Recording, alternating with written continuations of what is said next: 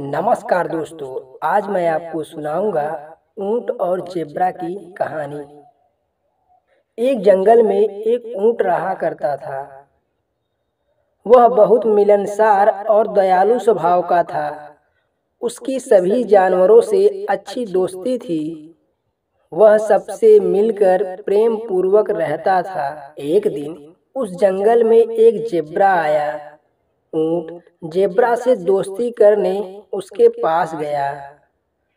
तुम्हारा जंगल में स्वागत है मित्र। मैं ऊंट हूँ, तुम्हारी तरफ मित्रता का हाथ बटाता हूँ। जेब्रा सफेद खाल पर काली धारियों वाला एक खूबसूरत जानवर था। उसे अपनी खूबसूरती पर बड़ा घमंड था। उसने ऊंट को देखा। मोटी चमड़ी, लंबी गर्दन, पीठ में कुबड़, आंखों पर बड़ी बड़ी पलकें, भद्दे खुर वाले ऊंट को देखकर जेब्रा ने सोचा कि ये कितना बदसूरत है। मुझ जैसे खूबसूरत जानवर का दोस्त भी खूबसूरत होना चाहिए। उसने ऊंट से दोस्ती करने से इनकार कर दिया। मैं इतना खूबसूरत जानवर हूँ, तुम जैसे बदसूरत जानवर से मित्रता नहीं कर सकता। ऊंट को जेब्रा के व्यवहार पर बहुत दुख हुआ। वह चुपचाप चला गया। कुछ समय बीते और गर्मियों का मौसम आ गया। उस साल भीषण गर्मी पड़ी। नदी तालाबों का पानी सूखने लगा। जानवरों में पानी के लिए त्राही त्राही मच गई और सभी पानी की तलाश में जंगल छोड़कर जाने लगे। जंगल के सारे जानवर परेशान थे। पानी की कमी से जेब्रा के सामने भी जीने मरने की नौबत आ गई। लेकिन वह जब भी ऊंट को देखता, वह उसे बड़ा सामान्य नजर आता। एक दिन उसने ऊंट से पूछा, इतनी भीषण गर्मी में सब पानी को लेकर चिंतित हैं, किंतु तुम चिंतित नजर नहीं आते। वो इसलिए क्योंकि मैं बदसूरत हूँ, ऊंट ने मुस्कुराते हुए उत्तर दिया। जेब्रा उसकी बात समझ नहीं पाया। तब ऊंट ने कहा, मेरी पीठ पर ये कुबड़ देख रहे हो, दिखने में अजीब लगती है, लेकिन इसमें मैं पानी जमा करके रख सकता हूँ।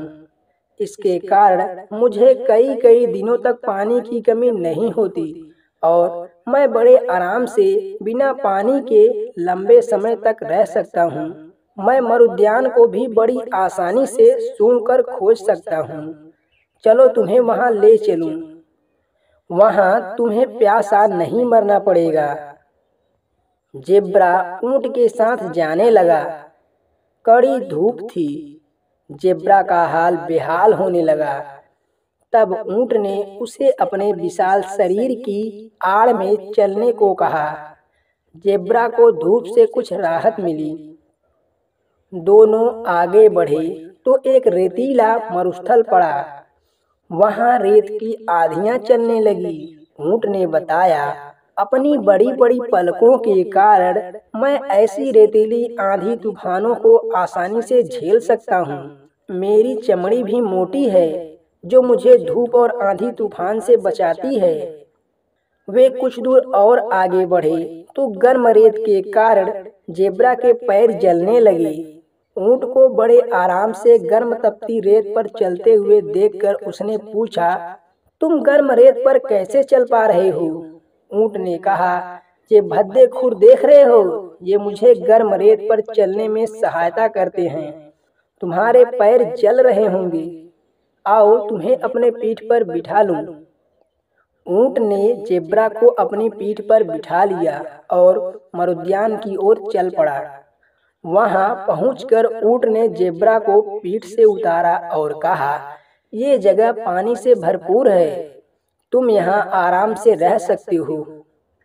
जेब्रा ने मदद के लिए ऊंट का धन्यवाद किया और अपने व्यवहार पर माफी मांगते हुए कहा, मुझे माफ कर दो, मैंने तुम्हें बदसूरत समझकर तुमसे दोस्ती नहीं की थी। मुझे ये नहीं पता था कि जिन अंगों को मैं बदसूरत समझ रहा था, वे तुम्हारी शारीरिक विशेषता हैं और उसी की बदौलत तुम रेगिस्तान में बड़े आराम से रह पाते हो और रेगिस्तान का जहाज कहलाते हो। ऊंट ने जेब्रा को माफ कर दिया। दोनों उस दिन से अच्छे दोस्त बन गए। तो दोस्तों, इसलिए कहते हैं खूबसूरती और दिखावे पर न जाएं, और कई बार बदसूरत चीजें भी काफी काम की हो सकती हैं। तो दोस्तों, आशा करता हूँ यह कहानी आपको पसंद आई होगी।